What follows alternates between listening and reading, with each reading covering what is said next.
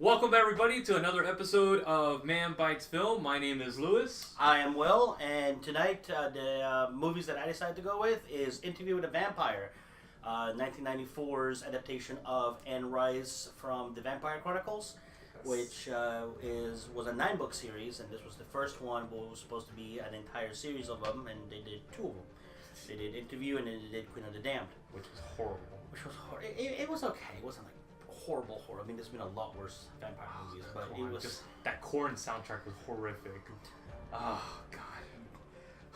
I'll give you that. It wasn't the best Korn that there was out there, but yeah. But I personally liked Townsend as the stat. But anyway, yes. Interview with Tom Cruise, Brad Pitt, Antonio Banderas, Christian Slater, Kirsten Dunst. It was like a all-star of up and coming and also established Hollywood stars at the time. It was directed by Neil Jordan, who had already done The Crying Game, went on to do The Brave One, and did Michael Collins, all 3 movies, classics. He did Collins. Mm-hmm. I didn't know Michael he did Collins. that. Mm-hmm. I didn't know either until I looked it up, and I was like, oh, good to know. All 3 movies I've watched. They're great. Interview is a little over 2 hours. Yeah. Well, we may do Crying Game at some point, because that's the movie that we need to discuss. But it runs a little over 2 hours. It's 123 minutes, so it's not, an average long movie. Covers a lot. It was really at the time what had turned me into this whole vampire lore, which I'm glad that it was a movie like this and not something like Twilight. Because if I would have looked at a movie and go like, they sparkle, yay. No. God, do you remember back in the day the Masquerade, Vampire the Masquerade?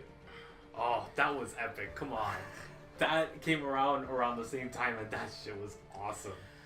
It was. But for the times, it was. And then you had Tarantino's From Dusk Till Dawn, which was a whole different genre. Yeah. But yeah. We should do like an entire episode of vampires at this point. But Interview. It was good. It took me in. I had heard about it. My sister was the first one to have watched it. My older sister, my son. But she told me about it, and then I finally got to see it myself. And it was good. I saw the movie before I read the book, so I was still very entertained even reading the book. But, which then, obviously led me to read all of them. Anne Rice, yeah. Exactly. But it was, what I really liked about it wasn't just because, it was what I had always envisioned as a vampire and how they turn and, this... It explores more than just like, oh, we're humans and there's vampires amongst us and we're gonna get killed. It was kind of like the first movie that I got to see where it explores life of vampires. It was seen from the perspective of vampires. It was an interview with one, and how he was turned, how he turned, and what they go through from when they've been bitten to when they to when they turn. Brad Pitt's character Luis. Yeah. Would refuse to take lives, and he would eat rats, and until he was forced to actually take a life, and in turn Claudia, which Kirsten Dunst at the time was young, very young, but young the way Kirsten that she Dunst. portrayed herself, with somebody like Tom Cruise and Brad Pitt and Banderas, she was up there. Like, she made a name for herself. She came to play with the big boys, and she killed it. No pun intended. No pun intended. But it was really great, and then the more you watch it, and the more the movie goes on, the darker it gets. Then you get introduced to the whole, the Antonio Banderas' group, which have like this theater to where they're vampires, pretending to be humans, pretending to be vampires. Wrap your head around that one for a second. Yeah. It's a subculture. It became... I like how the film actually portrays that subculture that was rampant back in the mid 90s. You remember, it was the huge vampire craze. Everybody was reading Anne Rice, and it was like that came right in the middle of it, and it sparked everybody's interest, and in the good way, because the vampires were royalty. It wasn't like these little pussy vampires that there's Twilight. a hierarchy. You learn there's a hierarchy. Yeah. Even we think as vampires as like savages, and once you're a vampire, everybody's the same. And then by watching this, you kind of learn that there's like within their own society, there's rules. There's like you said, there's loyalty. There's hierarchies. you don't kill each other. You don't, drink off of dead people. Other things that may kill vampires, like, if you drink blood from a dead body, it could kill you, or it actually does kill you. But also another thing was, like, the cinematography was amazing because part of it takes place in New Orleans, and then there's New York and everything else. But also it goes through time, because the interview is taking place in 1994, but it goes back, with the flashbacks, and the costuming was like really good, was spot on. And as time goes by, you notice how the costuming changes and how people are. Paris back in the 1900 and everything. It's I thought, like, at the time it was the best movie that I just watched over and over and over. And to this day, I will say, and I will watch it and still find stuff that at the beginning I'm like, I don't remember this part, or I never noticed this. So I thought Francis Ford Coppola was the director of this for a long time. I didn't know that it was no, Coppola didn't do everything. I know you wish he would have, but unfortunately he didn't have that power. Was he a producer on it though, or was I would have to look that up. I'm not sure, but I don't think I've ever seen his name attached to it. But I could be wrong, and I'll definitely look into that. And I'll maybe I'll think of something else. Could be, but hey, you never know. Like I said, you learn something new every day, and this could be the one thing that I learned today. But overall, I mean, I'd say like probably like a good 9.5 out of 10, because. It's a childhood, as much as you want to call it a childhood movie. It was one of the first movies that really introduced me to the horror genre and vampires and whatnot. This was before Tom Cruise went Tom Cruise, and he was still like the big name in Hollywood with Brad Pitt and everything else. Between the cast, the director, everything all together, it was just a very well made. It stayed true to the books as much as it possibly could, and you have to cover, you have to cut, but you never really lost anything. Yeah. And till the very end, it keeps you guessing, and there's that final scene to where you're like, oh, okay, that's how it's gonna end. That's cool, and it leaves it open, obviously, for the consummations, which unfortunately never came in the style that we hoped. But you never know, because it's Hollywood, and they are revamping everything, and they're in the process of redoing. Really? It got greenlit. Oh boy. Let's see who's going to be involved in it. I'm not even going to touch that one right now. But check it out if you haven't seen it yet. Don't watch it at night if you scare easily, because there is. It's not just like jump scares, but it's just it's not gory, but if you're afraid of the dark, watch it with a friend. Very entertaining, very great, and or a friend that you want to jump at least. Exactly. And definitely, something that within the Halloween, in the Halloween time, you want to check out. So, what did you get to watch? I watched The Circle.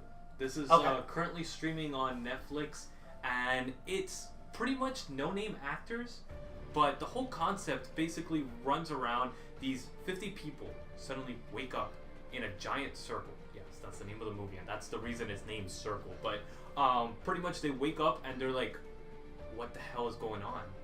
And suddenly they realize that if they move outside of the circle that they're standing on or sitting on, they get killed. And then little by little it develops into basically choice by hatred. So if 3 or 4 people decide to hate on one person just because they're talking up or saying that they're idiots or anything like that, or bringing up a controversial point, it chooses them to kill them. You don't know what called all of these people into it. They don't explain it was aliens. It doesn't explain whether it's the government at first. You don't understand what's going on for the first 30 minutes, which is intriguing. And the way that they keep it interesting is that these people are basically a giant social experiment, and they realize that. They're like, okay, this could be one of 3 different things. It could be the government, it could be aliens, or it could just be some crazy guy screwing with us. And they're like, okay, what can we do to figure this out? And they try to start figuring out what they have in common, what they, if they've encountered each other on the road, because they all find out that they all got zapped from the same area. They were all stuck in traffic in LA, and they all got zapped from the same area. That's a lot of people. So you could imagine that all these people. LA is a melting pot. I mean, that's worse than Miami. So there's so many different types of personalities. You get cops involved in there. You had a military guy that just got home from Iraq. You had another guy that was a priest. Another guy that was a criminal. 3 or 4 people that were criminals. And they're all trying to figure out, and they even had kids involved in the thing. Which is very interesting when they got the social aspect of it. Huh. When they get the numbers down and everybody starts dying off, they're like, there's a pregnant woman and there's a kid. What are we going to do? Which is always interesting when you get a scary movie which involves kids or even pregnant women, but especially kids, because you always think that they are the safe ones, they're the innocent ones, and therefore, unless we're talking It or that's kind of children from the corn. But for the most part, in scary movies like these or horror movie genre, kids are usually like the safe haven. Yeah. So when you throw in a kid into the mix, it's like shit just got real. Yeah. It's like you ain't even safe, and it's either me or you, and it ain't gonna be me. So that's a very interesting. And it becomes aspect. very self-aware because the people are like, oh shit, they're dying off. That means we're selecting the people to die off. So they start trying to figure out a way to choose the people and choosing sides. So they make groups trying to figure out who to choose next, to make calculated decisions, side against side, group against group, and it's then like the weakest link from hell. Yeah. And then it gets to the point where they're trying to make that decision. Who is it going to be? The pregnant woman or the kid? Because they know in the end it's going to be one of the two. What would you pick? At the end of that movie, I was like, what would I? Yeah. Without going off like what because I haven't seen it, but if you were in that circle and it came down between the pregnant woman and the kid, how would you go about it? What would be your thought process? Probably the pregnant woman, because that's 2 lives. So you'd kill the pregnant woman, or she'd save the pregnant woman? I'll save the pregnant woman. Save the pregnant woman. Okay. Because that's a child that hasn't had the opportunity to do anything yet, and a woman as well. That's saving 2 lives for the price of 1, basically. Even if it means by saving her, you're next. Yeah. There's actually a scene where this is not giving away too much because it kind of happens right in the first 1/3 of the movie. This kid, he's like, I can't make these decisions. So he literally steps off and sacrifices himself. And he's like, no, I'm not going to make this choice. I think it's morally wrong. So I'd rather kill myself than make this decision. And that's very interesting. The movie has a very, very strong psychological, social commentary about how we are as people. And the ending is epic. That ending, 5 minutes. I was like, wow. My mind was just blown because it's that good. It just grabs you from the first moment and ends. It's only an hour and a half long. Okay. And it flies. And it's all one room, which is awesome. So again, The Circle, I give this one a 7 out of 10. The only reason I don't go any further is because some of the acting is shabby and kind of wonky. But, I mean, given what it is, it's very high concept, so you can't really do much with a high concept film. And it does a great job, though. Great job with it. Okay. I'm definitely gonna have to check this one out. Yeah, I'm you already definitely intrigued. do. Not tonight, because I don't do nighttime horrors, especially with stuff like this. Or maybe tomorrow at some point, when the sun's bright and I turn on all the windows, and the lights are on, and the cat's sitting on the bed with me, like, ooh, nice kitty, nice kitty, nice kitty. So, Interview, where is that one streaming on? Interview is streaming on Amazon Prime. Amazon Prime? Okay. Yes. So, Interview is streaming with Amazon, Circle's streaming with Netflix. Both great streaming platforms, so please check out both of these films, or at least one of them. So, I hope you guys enjoyed this week's episode of Man Bites Film. My name is Lewis. I'm Will. And we'll see you guys next week for another episode.